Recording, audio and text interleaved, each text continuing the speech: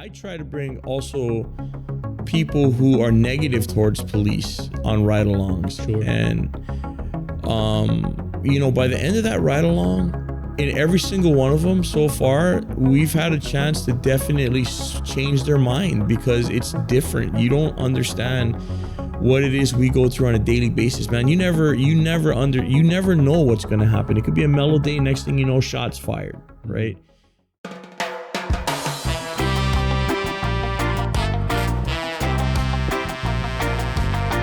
Let's do it. All right. Welcome back to Hawaii Real. I have with me Jon Asing. He's going to talk to us a little bit about what the hell's going on today in the world of policing and also Boy Scouting. What else are we going to talk about? We have a good topic going with off camera about study prep and getting motivated to study, to take tests, promotional exams, SATs, that kind of thing. Yeah, it was a good conversation. Thanks for coming on, Jon. How you been? Thank you. I'm doing good, man. Thanks for inviting me. Yeah. No, Jon was just telling me he's Portuguese. There you go. You better be talking a lot in this episode.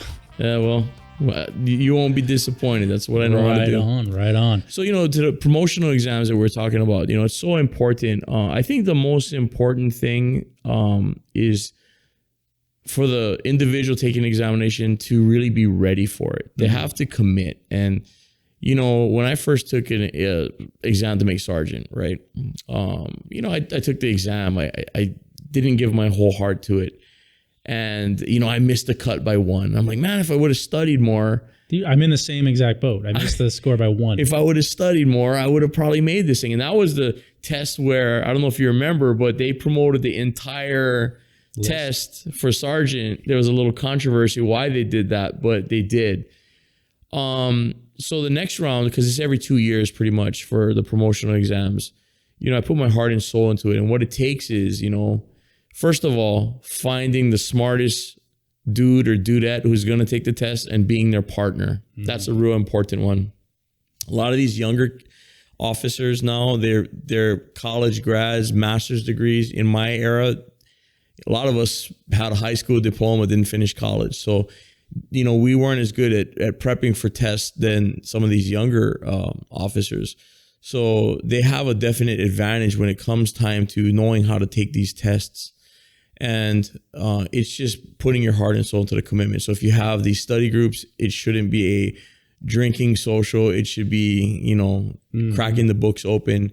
And there's a lot of smart individuals, we'll just talk about the HPD process that, they're there to help the officers get promoted up. And, it's the rule of five. Yeah, you take 5 individuals who you feel will be almost a better fit than you for your job, and you mentor them. And, that really does work. And when you find the right combination of people, it's a good thing. And I think knowing what to study and how much time to put into it is everything in the world. I think so. From my personal experience, I didn't have a group. I was basically self-motivated, but that's kind of how I am as a person. That's my personality, is that I like to kind of do things on my own and find my own way, take bits and pieces from people who have been successful and, make it my own and mold it into my own. So the whole study group thing was counterintuitive for me. But at the same time, I found that I studied a lot because I didn't focus on hey, let's get into a group and study. It was, no, I'm going to study now. I'm going to study here. I'm going to study when I'm, at home. It's just, I built my own, what I call the study Bible, and put all that information into one book. Yeah. I carried that with me everywhere. And that's kind of what I did. When I say group, I kind of mean find the smartest person in the room and stay with them, because you're going to learn a lot, right? So I did the same thing when it was time to prep for the sergeant exam. I condensed everything, and I kept condensing it, and I kept condensing it. Finally, I came to index cards, and I got most of the information down on 10 index cards back and front. By that time, it's embedded in your brain where you can bullet point things. And hopefully you've studied enough of the material where those bullet points will trigger everything that you pretty much need to know on that stuff. For the sergeants, for the aspiring sergeants / detectives out there, there's things that you have to know. Supervision is important, but it's kind of more on the theory side. Once you get the answer, it's pretty much answering for the company in supervision, right? Yes. And you're going to get a question that's going to have 4 answers on it, and almost automatically you can discount 2 of the answers on most of the tests. But to me, where I found beneficial was you got to know your HRS. There's no way around that. You got to know your policies. And you know what? I'm wearing my SHOPO shirt today. You have to know SHOPO. SHOPO is usually 10 questions. And on these kind of tests, one answer, right or wrong, is the difference of many different people. So right there, what information is available that you should be studying. So we're touching on studying actually, and strategies for that. But what is how do you even, when I talk to people, it's how do you even get to motivate to study, to build that, book with all that stuff, to get to the motivation to write the index cards and all that stuff? Because you have to be motivated to even get to that point to begin with. I'm a big pusher and supporter of the CID incentive training program. So, when you're on the road, you can get into a rut. Things go by. It's kind of the same thing every day, monotonous, even though it's totally different in patrol every day. I was in crew before. I did a lot of investigations with search warrants and different kind of things. Then I went back to patrol and kind of got into the daily grind. But when I went to the incentive training program in CID, it kind of sparked that interest for me to be an investigator and go back to that world. And I knew that to do that, I had to buckle down and I had to give my everything to do the best that I could in the process of getting selected to sergeant / detective, and that was my incentive. And I really pushed strongly for my officers and supervisors under me, sergeants under me, to, if they've never had any type of investigative training, the CID training is excellent. I mean, it really does make a big difference on how well-rounded you start understanding different things of the process, the back end of it, right? Yes. Patrol, you only understand the front end. The detectives have the back end of it. And it's awesome when you can combine both with the knowledge, especially when you move up in ranks, especially to lieutenant and you're field commander. You really should have the background, a well-rounded background to make correct calls out there. I agree. Totally agree. Especially in this modern day and age of, society looking at police reforms. Yeah. People talking about dismantling or defunding police departments. Now, I know here, the mayor's come out and said, hey, we're not defunding the police department. If anything, they need more money, for training, for whatever. Absolutely. I think it's crazy. It's crazy talk what's going on in America right now. We always say it's the continental U.S., Hawaii is America, part of it. And it's just not a good thing to defund your police departments. The Honolulu Police Department, I've always wanted to be a policeman. I don't know how to do anything else. I wanted to be a policeman since 6 years old time, and I love this profession. It's been so good to me and my family, and I appreciate everything we've done.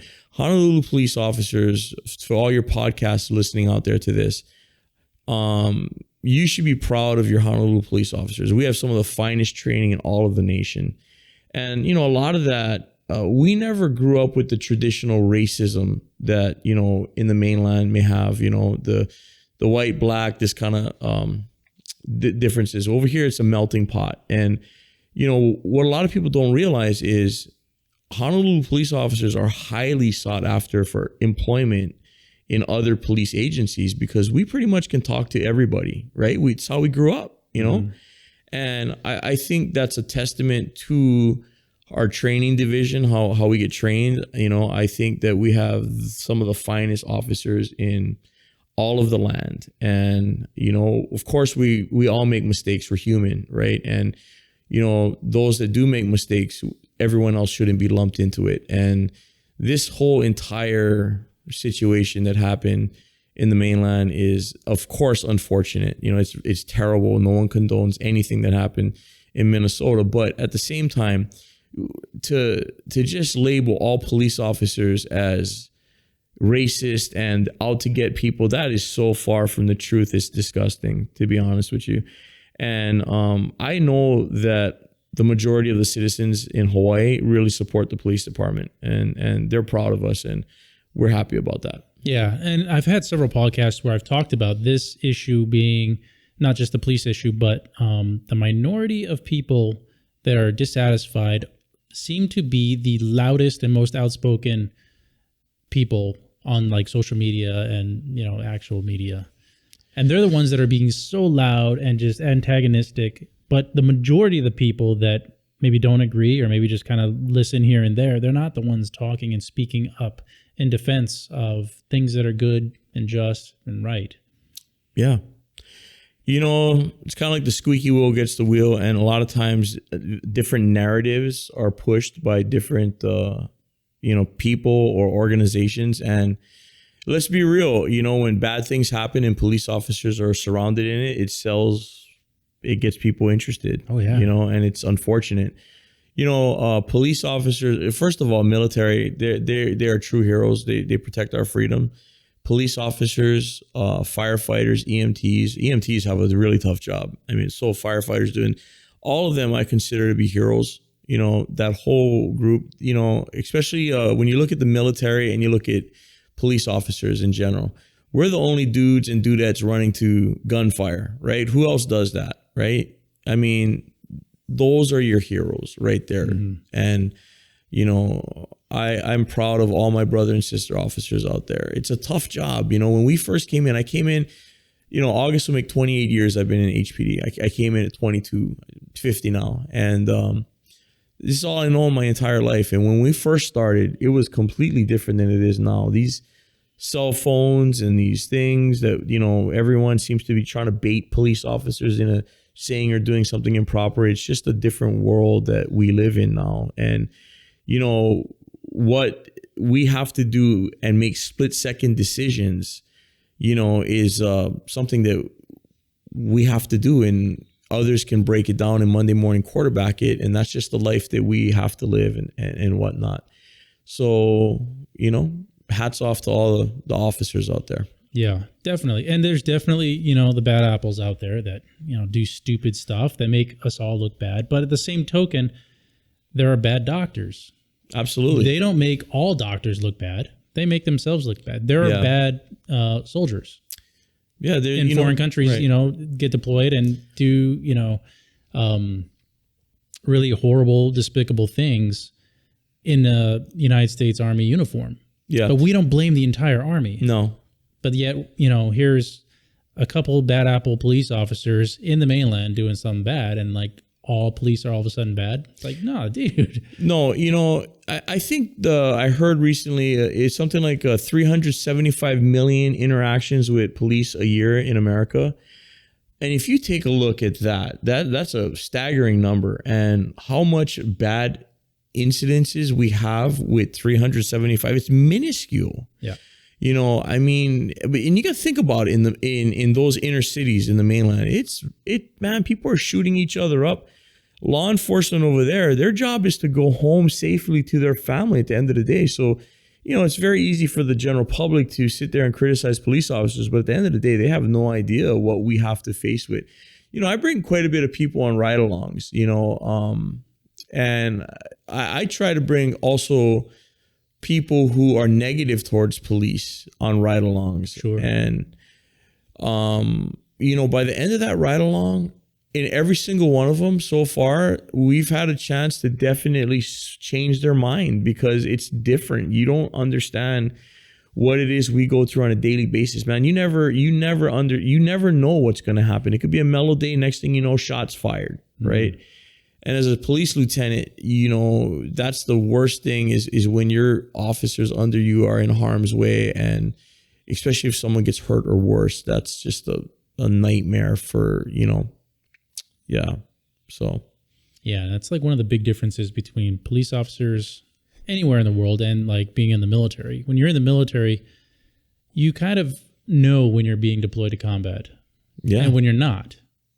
You know when you're not in a combat zone. You know when you are in a combat zone. You could be stationed, you know, in a base in the United States and not have to worry about, you know, people shooting at you. As a police officer, you don't know day to day. When you go to work, what's going to happen? No, you don't. And this is not just for one deployment.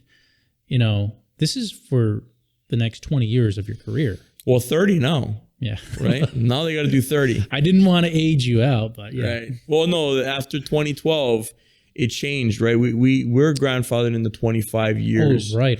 So people are going to have to right. work You got to do 30 now, right? 30 years before you retire. And it's 30 years in this department, in any department now. Mm-hmm.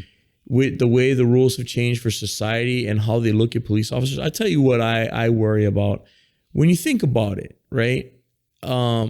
Before, I would be the proudest father in the world for my children to follow me in my footsteps. You know what? I can't honestly sit here and say anymore that I'd ever want my son and daughter to become police officers. I love this profession, but what they have to face nowadays is so challenging and tough, and I would still be very proud of it, but I would have a lot of worry. And, we have to worry about the dangers of the job, but a lot of times, these cell phones, people edit videos of us, which is why body cameras are kind of important now, because it shows the true depiction. And I find it very interesting that a lot of the individuals in the mainland who were really crying for police body cameras and the police brutality and all this and now they're complaining about the body camera, saying it's unconstitutional. Well, I think they don't like the true narrative that it depicts, because it shows everything in the truth, of what. Hey, you got your cake, now eat it. That's right, man. That's exactly right. And from, police officers should want body worn cams. And they should want to document, their interactions with the public, good and bad. It changed. It's hard to change a lot of times, but I do think at the end of the day, the body cameras are here to stay. And I think that we just got to get used to it. And, it's for our protection more than anything. And the truth. Our job is to find out the truth. A lot of people think that all police is out to get people or this, that. No, our job is to find out the truth and to be impartial. The scales of justice are blind. And, we do a good job in HPD of doing that. All right, so you're also involved with the Boy Scouts. Actually, it's called Scouting BSA now. Scouting BSA. So they took the boys part out and they started admitting girls. Yes, they did. Personally, I'm in favor of. I'm in favor of expanding the scouting ideals to as many American children as possible. Brother, I'm in 1,000,000% agreement with you. It's a tough subject. Especially a lot of old time scouters, they into tradition. They feel that girls should be with girls, boys should be with boys. Where I partially feel that's very true. The difference is you just can't beat the scouting. When I say scouting, I mean Boy Scouts, right? Scouting BSA. The requirements of what you need to become an Eagle Scout and what these children are learning is amazing. Like you need 21 merit badges to complete. And prior to that, there's different ranks. So you start at Scout, I believe it's tenderfoot, then it's second class, first class. Then you get into your upper advancements, which is Star, Life, and finally Eagle Scout. Well, there's so much you got to do at each rank. Some of it is, how to work a GPS tracking maps, and physical fitness is part of the requirement. You learn first aid in these merit badges. So 21 merit badges are the minimum, and you need, I believe it's 14 minimum for the Eagle Scouts merit badges. Those are usually a lot harder to do. I'll give you an example. Personal management is one of your tougher merit badges, and these boys and now girls, which they should have the same opportunity as the boys, they learn about checking books. They learn about why credit is good and bad, the dangers and pitfalls. They learn how to track stocks.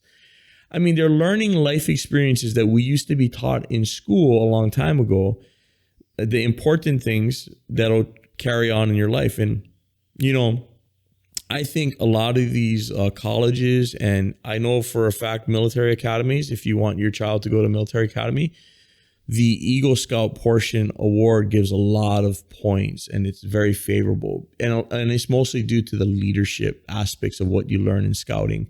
If you go into the enlisted military, you start at one rank higher upon graduation, And, some of the parents and that I've met who are former Eagle Scouts, these are top shelf individuals. You can tell when someone has it together. And I believe the Eagle Scout the whole program of the scouting really sets a foundation. You know, there's God involved. There's family, there's faith, there's America. You know, it's all the principles, or you build a solid base for these young children. And I believe girls should have the same opportunities that our young men have. And, you know, we have, I think, the second largest, because I'm with Troop 311 at St. John Vianney in Kailua. I believe right now we have the second largest girl troop. So we have 2 troops in Troop 311. One is girl troop and one is boy troop. These young ladies came in, bro, and they just smoked the field. I mean, you know, younger ladies at that age, they're more driven than the boys, let's be honest. And it's amazing to see how they have really taken this to the next level. And it's awesome to see the development of the boys and the girls. It was really fascinating to me to see at the week-long summer camp up at Pupukea when they had boy troops and then they had a couple of girl troops. And they weren't camping together. You know, each troop has their own campsite and they all have adult supervision and whatnot. So you don't have a lot of the intermingling. The intermingling happens during the class time during the days, which is fine. But what I did notice was that the girl campsites were far more organized and far cleaner. And the boys, their tents are all over the place. Some have like trash or clothes and stuff hanging here and there. And it's like, guys, that's what you guys should be looking. Your campsite should look like that. Yeah, they're like I said, they're motivated, you know, and it's an awesome thing. And you know, the week-long Pupukea camp is such a cool experience. And you know, I want people to realize this because you know, right now, currently, if you look in the news, the Boy Scouts are being sued. You know, I mean, there's always going to be bad elements, but I want everyone to realize the amount of training that goes into these leaders now. I mean, everything is too deep leadership. There's a lot of rules for protection for the child. And I want everyone to know that as the committee chair, my job is to make sure that everything runs smoothly and safely, right? And, you know, it really does, with the rules in place, the children are very safe up there. You know, we have a lot to make sure we do background checks on everybody who's going to be a leader, anyone around your children. I mean, it is very, very tight, the security. And that's something that needed to be done and has been done. And you should never feel worried that, oh my God, my son or daughter, I don't want them around here, because what they're going to learn stays with them for life. What about the parents that don't want their kids to come into Scouts because of the stigma that it's like a paramilitary organization? Well, you know, everyone has their beliefs on how they want to raise their children, but I believe this. Unless your child is a music prodigy or a complete genius level in maybe math or English or whatever, or can tomahawk 360 dunk a basketball or run a 4.340, the scouting program will, in my opinion, do more for your child than anything else that I've ever experienced. Because it brings you know what the thing that I've heard about scouting is? It is the safest place to allow your children to fail, right? Everyone is going to have successes and failures. But in the scouting element, right? If you fail, you're in a safe environment and you learn and your partners pick you up. You know, it's very difficult though, because the older you get, a lot of times scouts don't make it because sports come into play in high school, studies harder. So, you know, when you have the advantage to get into the scouting program, you either have to be 11 years old or 10 and have graduated from the 5th grade or graduated and crossed over from the Cub Scouts, you know, which is the Arrow of Light. That's the time to take advantage of the scouting and really and go full force with that. And so my son right now, I promised I wouldn't talk about my family, but I'm proud of them. You know, he started Cub Scouts, crossed over, and he could have made Eagle last year at 13 years old. He has his Eagle Scout project left to do, and he's doing that all on his own, which I'm very proud of.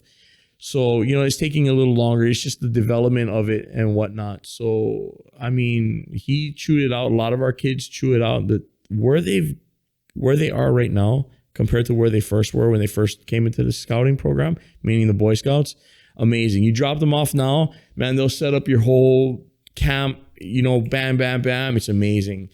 Cook stuff on the grill. They become self-sufficient. And that's what we really want as parents, to be able to send our children into the world and survive. Yeah, I'm glad you brought up that whole part about a safe place to fail, because once the kids get into high school, it's not a safe place to fail, because if you start failing there, it's almost too late. You're worrying about getting into colleges, you're worrying about getting good grades, and there's a lot of peer pressure, there's a lot of parent pressure. Whereas with the Scouts, it's like at the end of the day, if you make it, great. If you don't, you're not losing out a lot.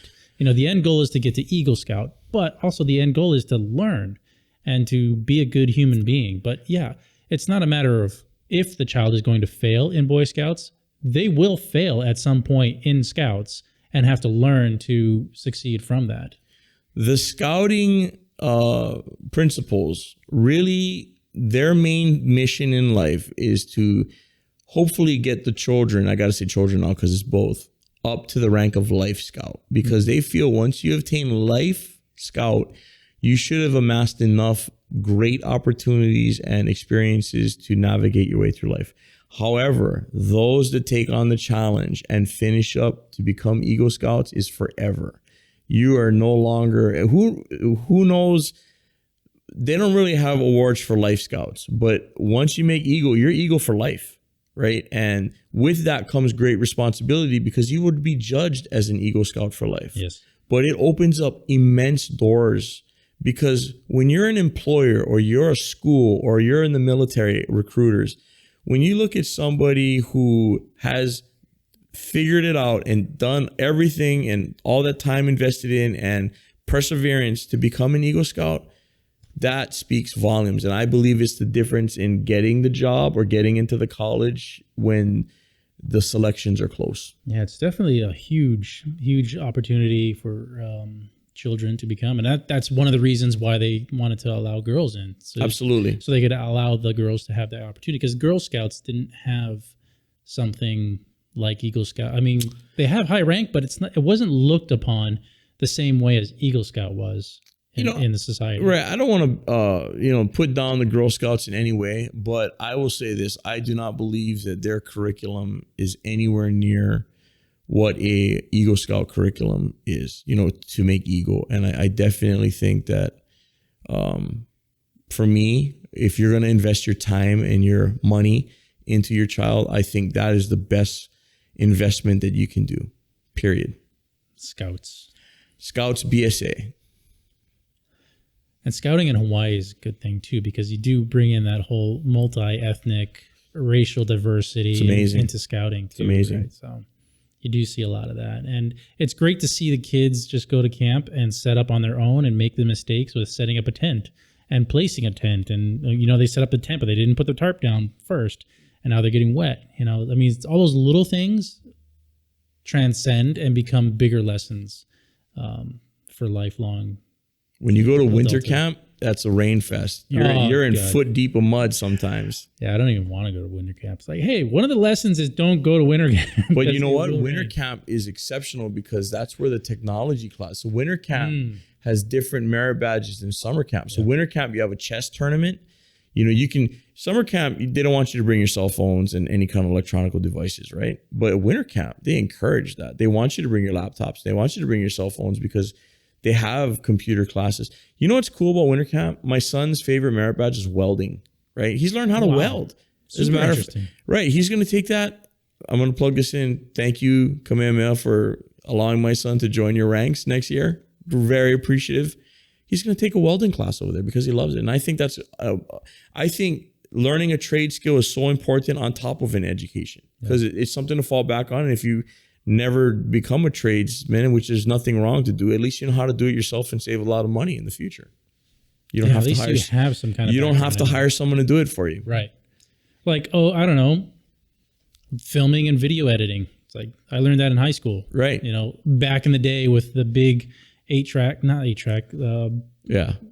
Those big. They weren't VHS tapes. They were huge tapes. I know what you're talking about.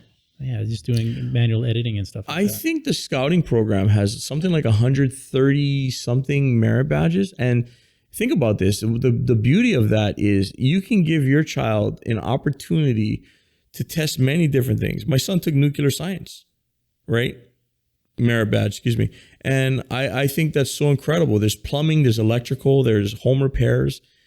You can learn how to do a lot of things to be self-sufficient for later in the future, or you might find something to interest yourself and then proceed with that and do that as a career. It's all good stuff. It's like nuclear science merit badge. Yeah, Not just merit badge for tying knots and learning to swim. Like there are in-depth merit badges that I think parents, once they realize that and they look through the book and they see all these different types of things that their kid could learn, it's like, oh, wow, I didn't know they could do all that. Yeah. And, you know, God and country, and you learn about community citizenship in the community, in the nation, and in the world. You know, when it was in the nation, you know, we had to go to Pearl Harbor. I mean, we had to go to Arizona Memorial. We had to go to Punch Bowl. I mean, those are things that you just is amazing to teach your children and to be a part of and watch them learn that and grow. Yeah. So it's about America. Yeah. It's also like those same group of kids, they're going out, they're hiking in the woods, they're hiking in the mountains, they're taking care of their land, they're going to the beaches, they're doing beach cleanups. You know, I mean, they're really invested in taking care of, you know, the land, which is one of, you know, Hawaii's big talking points, you know, take care of the Aina. And scouts are right there, you know. Environmental science merit badge, sustainability merit badges, water and soil merit badges. I mean, it's amazing. Amazing stuff. Yeah, so for people that are all into like saving the environment and doing goodwill for, you know, Mother Earth, hey, scouting teaches all that, and that's like a big part of scouting is actually taking care of your environment. Absolutely. We do a lot of Eagle Scout projects environmentally. Yeah. Very much. I'd say half of them are in the environment. What's the future like for scouting? I think, you know, obviously with the lawsuits going on right now, it's a little, you know, like anything, people are going to harp on the bad things. I think we as a society need to invest more into scouting. I think we really need to look at that as a incredible means to help our children out. You know, before these kind of principles were taught at home with, you know, 2 family incomes needed, especially in Hawaii. A lot of times we don't have the same type of time that, you know, parents can put with their children. Scouting is tested and true. It is developed. It's been around since I believe the early 1900s. Look at some of the famous scoutings. Ellison Onizuka was an Eagle Scout, right? Mm-hmm. You look at some of the people in the past who are Eagle Scouts. These are all incredible individuals. And I believe the base that made them that way, it was always internal, but the scouting program definitely assisted and built the character and the leadership qualities needed to advance in life. Where'd you go in scouts when you were a kid? You know what? I played sports. I didn't know about scouting as a kid. No, so I'm living it now. It's great. And you know, I wish I did scouting as a kid. You know, that's a lot of ways. Some parents, they're very sports oriented, and it's almost like you got to pick. So that's why I'm saying get them involved young, and then they can finish it really a lot of times before then. They should always be involved in scouting. It's a great thing. Knowing what I know now, I would go back and be an Eagle Scout, and because I just love it. I mean, it's like I'm living it as an adult, and it's great. Right. It's like sports. It's good, especially for kids that are young. You know, my kids are into sports. But I don't like when I see like parents pushing their kids hard in one sport as if they're going to be a professional, you know, in the next few years. It's like, guys, let them have fun. Number one. Number two, if you're willing to do sports over scouts, have a good base for that. Have a good reason for that, because scouts and the lessons that they learn in scouts and getting to Eagle Scout, that right there on paper, that is value that you can take, that child can take with them through college and through life. Sports, okay, well, what if they don't go professional, or if they don't get into a college because they're not good enough at the sport? What have you wasted all your time practicing for? You know, I do think sports brings an element of really important things. It's teamwork. You know, you learn how to give your all for the person to your right and left. You know, some are individual, and it's, you know, you got to have a young individual do individual sports. They got to be really driven. Of course, team sports too. But I think at the end of the day, when you look at the totality of everything, I think for the money investment for your child, scouting's hard to beat from what I see now. I think if you can do both and manage it successfully, I think that is the awesomest. John, it's been great having you on, man. Yeah, I appreciate this, man. You would put a gear, and you did uphold that. Yeah, so good. Thank you. Thank you. Hey, thanks for doing this. This is a lot of fun. I appreciate this opportunity. Right on. May have to have you back on again. Yeah, we'll talk about something new next time. Yeah. All right. As always, stay happy, Hawaii. Aloha. Right on.